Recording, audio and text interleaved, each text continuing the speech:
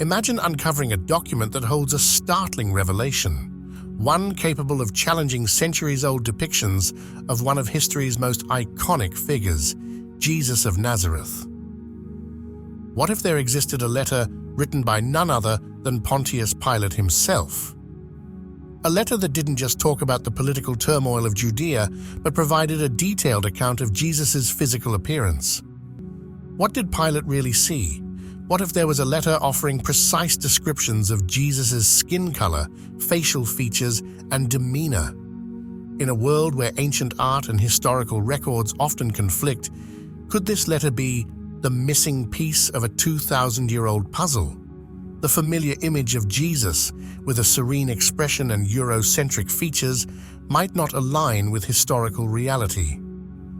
Archaeological discoveries and ancient texts suggest contradictions. Was Jesus really as we've been taught to imagine him? If this letter from Pontius Pilate, the man who sentenced Jesus to death, is genuine, it might hold secrets that challenge everything we think we know. Pilate's letter, written to Emperor Tiberius, is not just a political report. It is a first-hand account that dives into Jesus' identity, his teachings, and the influence he wielded. Could this document provide a clearer picture of his true appearance and role in history? Pilate begins by describing Judea as a region on the edge of rebellion. Political tensions ran high, but what made it unique was its deep spiritual fervor. He portrays Jerusalem as a place where every decision carried the risk of igniting chaos. Then comes a question worth asking: who really held the power? Pilate paints the high priests as more than religious leaders. He describes them as cunning manipulators, arrogant yet fearful, balancing control over the masses while negotiating with Rome. Pilate viewed them with suspicion, sensing they feared losing their influence under his rule. In the midst of this, murmurs about Jesus of Nazareth began to reach Pilate. At first, he initially dismissed the rumors as mere noise about another preacher. But soon, Jesus caught his attention. Why? Because unlike others, Jesus was reportedly sympathetic to Romans, a rare stance in a region deeply hostile to Roman authority. This led Pilate to take action. He sent agents to investigate Jesus. Who was this man? Was he a political threat, or something entirely different? As Pilate dug deeper, he began to unravel the mystery of a figure who had captivated the people and unnerved the high priests. The encounter that changed everything. What Pilate heard about Jesus was far from what he expected. This was no typical troublemaker stirring up rebellion. Instead, Pilate's agents described a man whose teachings focused on love, humility, and a kingdom that was not of this world. Jesus wasn't rallying people for insurrection. He was talking about inner transformation and a profound understanding of authority. This unexpected portrayal piqued Pilate's curiosity. What kind of man could inspire both reverence and fear without lifting a sword or raising his voice? Pilate's interest turned personal. He decided he needed to see this enigmatic figure for himself, a decision that would mark a turning point in his life and governorship. The first time Pilate saw Jesus, he was taken aback. Here was a man who appeared unimposing, even humble, yet his presence commanded attention and respect. Pilate's account hints at his surprise, even confusion. How could someone so seemingly gentle spark so much hysteria? This initial encounter began a complicated relationship between Pilate and Jesus, one that went beyond politics or rebellion. In his letter, Pilate described Jesus as having an aura that was difficult to ignore. His teachings didn't challenge Roman rule directly, but instead offered a vision of peace, compassion, and personal transformation. This approach made Jesus stand out, even among the most unconventional preachers. As unrest in Jerusalem continued to simmer, Pilate received more reports about Jesus. Roman informants and local officers noted his growing influence. But instead of fiery speeches or calls for revolt, Jesus used parables to convey profound truths.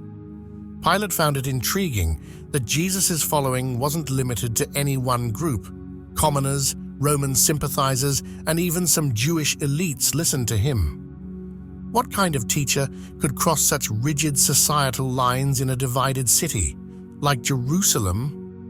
Pilate wanted answers. He ordered his aides to gather more detailed accounts and even had his secretary transcribe Jesus' teachings. The reports painted a picture of a man who spoke with calm authority and a magnetic presence. When Pilate finally saw Jesus speaking to a crowd near the Roman garrison, he was struck by both his demeanor and his physical presence. Pilate's letter describes Jesus as having fair skin, long hair that framed his face, and an expression that was both humble and commanding. Yet it wasn't just his appearance that left an impression, it was his voice. Jesus spoke softly, without the fiery tone typical of agitators, yet every person in the crowd seemed captivated by his words. Pilate observed how Jesus' messages of love, forgiveness, and humility resonated deeply. Even Pilate's own aides seemed taken by the preacher, which unsettled Pilate more than he cared to admit.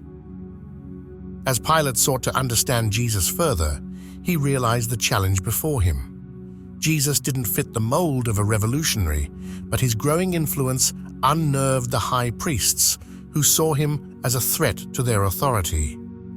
Pilate was now caught in a delicate situation. Should he intervene and risk unnecessary conflict, or let things unfold naturally, knowing the religious leaders were growing increasingly hostile? Ultimately, Pilate decided on a bold step: to arrange a private meeting with Jesus. This encounter would set in motion a series of events that would alter the course of history forever. A clash of authority and faith. When Pilate summoned Jesus to the palace, he wasn't prepared for the profound impact their meeting would have on him. Pilate's letter recounts the moment Jesus arrived, calm, unassuming, and completely devoid of fear. Pilate was struck by the preacher's piercing yet kind eyes, which seemed to hold a quiet confidence that unsettled him. What kind of man stands so composed in the face of Roman power? Pilate began their conversation with standard questions about Jesus' teachings and the swelling crowds that followed him.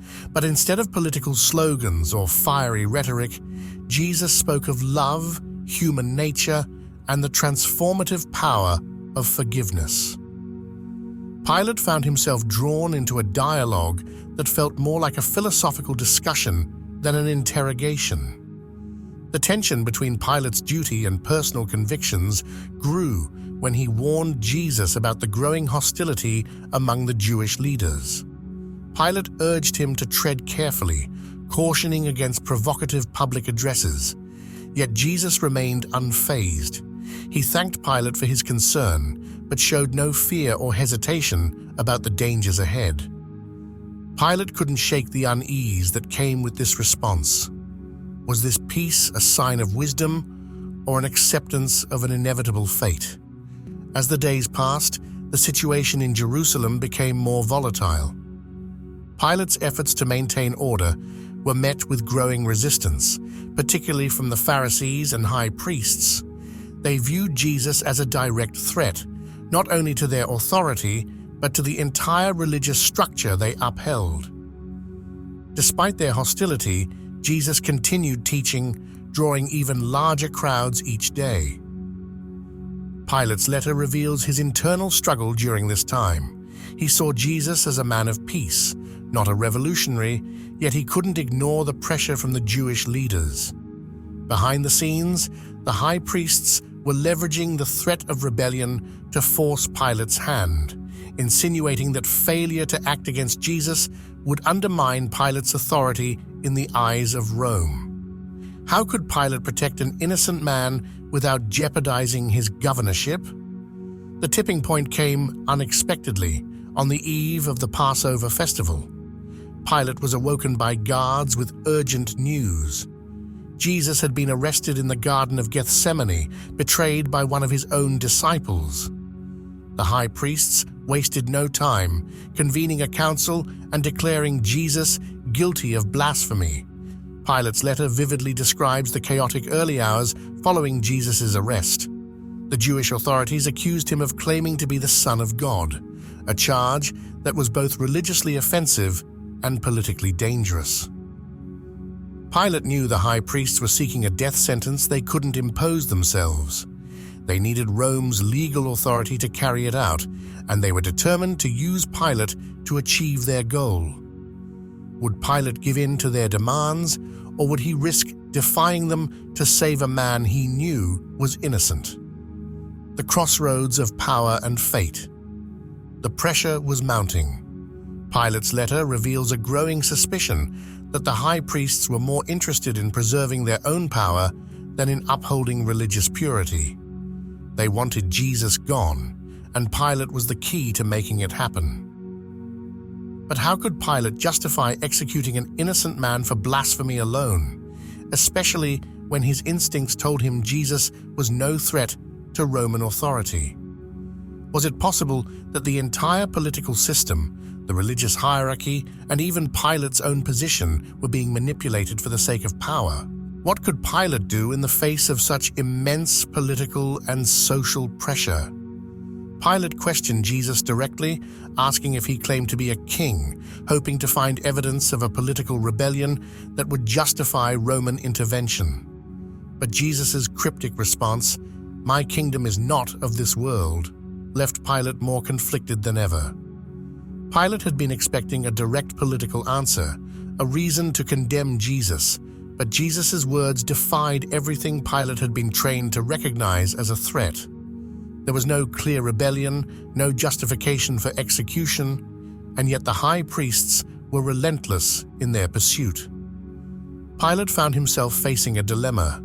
He could not find a rational reason to condemn Jesus, but he was under intense pressure to deliver the result the high priests demanded. What was Pilate supposed to do when the lines between right and wrong became blurred? Feeling trapped, Pilate attempted to shift the responsibility by sending Jesus to Herod Antipas, hoping the local ruler might make the decision for him. Pilate's mind raced as he desperately tried to find a way out of the situation, hoping Herod would take charge and release him from the burden. But Herod's mocking treatment of Jesus only returned him to Pilate without a resolution, intensifying Pilate's sense of helplessness. Could Pilate avoid making the decision he dreaded? Could he escape this moment that seemed to demand a choice he could not fully embrace? No. The weight of responsibility was on Pilate, and it was clear that he would be forced to act no matter what happened. Outside, a crowd had gathered, demanding Jesus' death, their voices growing louder as the high priests stirred them into a frenzy. Pilate tried to appeal to the crowd's tradition by offering to release Jesus during Passover, as was customary. However, the high priests had already manipulated the mob. They didn't want mercy, they wanted Jesus' blood. They demanded the release of Barabbas, a convicted criminal, instead. Pilate's attempt to appeal to the crowd's sense of justice backfired, and the situation spiraled out of control. Pilate found himself cornered, and the high priests had him right where they wanted him. The religious leaders threatened to report him to Rome, accusing him of disloyalty to the emperor if he released Jesus. The stakes had never been higher, and Pilate's position was now at risk. How could Pilate preserve his position while avoiding an unjust execution? In one final attempt to satisfy the crowd and avoid outright execution, Pilate ordered Jesus to be scourged, hoping the brutal beating would appease them. He watched as Jesus was publicly beaten, his body bloodied and broken, but the crowd remained unrelenting in their demands for crucifixion. Pilate knew that no matter what he did, nothing short of Jesus' death would quiet the storm. The crowd's bloodlust had reached a fever pitch, and Pilate's options were slipping away one by one. With no way out, Pilate turned to a symbolic gesture, an act that might absolve him in the eyes of the people. He called for a basin of water and, in front of the crowd, washed his hands, declaring, "I am innocent of this man's blood." It was an attempt to absolve himself of responsibility for what he knew was an unjust act. Yet, Pilate was keenly aware that this gesture would not undo the guilt he felt for condemning an innocent man to die. Could a simple gesture truly absolve him, or was it just a feeble attempt to clear his conscience? As Pilate handed Jesus over to be crucified, his letter describes a deep sense of resignation. The air was thick with tension, the cries of the crowd echoing in his mind as he retreated to his quarters. He tried to block out the sounds, but the knowledge that he had been powerless to stop the inevitable weighed on him heavily. Pilate had done everything within his authority to save Jesus, yet the forces against him were too great, and in the end, the outcome seemed unavoidable. He realized that he had been swept up in a tide of events much larger than he could control. Was this simply about power and politics, or was something much deeper at play? Reflecting on the events, Pilate couldn't shake the feeling that he had been caught in the middle of something far greater than political maneuvering. There was something extraordinary about this man from Nazareth, something Pilate could not fully comprehend. The world seemed to hold its breath after Jesus' execution. According to accounts, the skies darkened unnaturally, and the earth quaked as if creation itself mourned his death.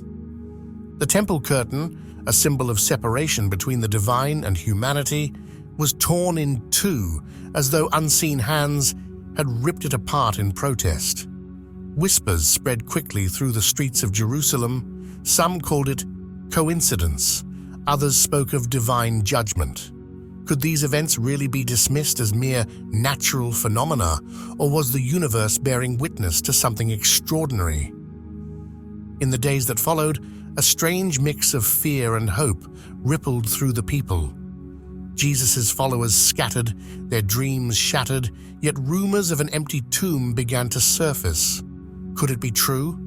Had the man who spoke of a kingdom not of this world somehow defied death itself? For those watching the events unfold, one question loomed larger than any other. Was this the end of a story, or just the beginning? Pilate knew that Jesus' life and death would have consequences far beyond the walls of the Roman palace, consequences that would ripple through history. In his heart, Pilate began to wonder, was this moment truly about power and politics, or was it something deeper, something that defied even his understanding? Was it possible that Pilate had become a part of a much bigger story than he had ever imagined? Would Pilate ever truly understand the magnitude of his decision?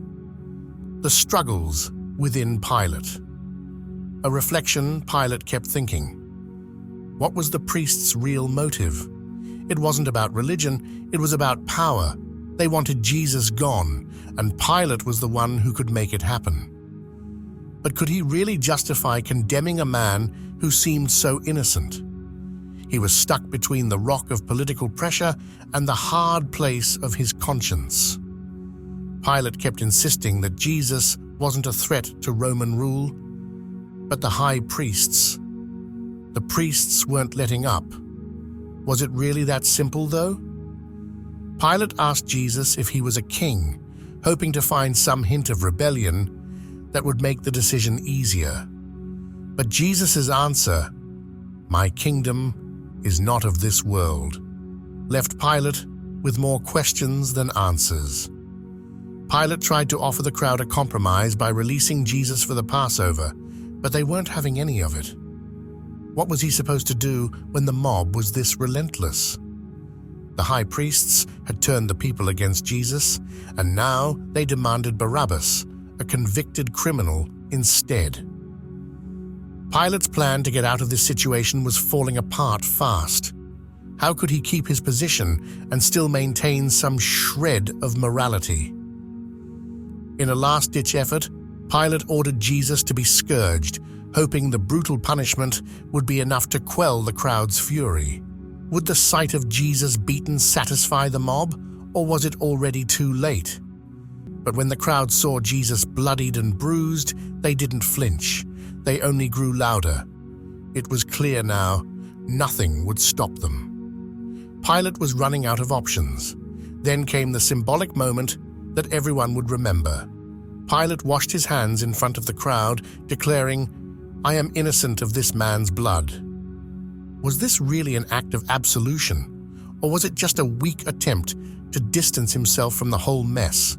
It was a gesture of resignation, a way to say, "I tried, but I couldn't win this one."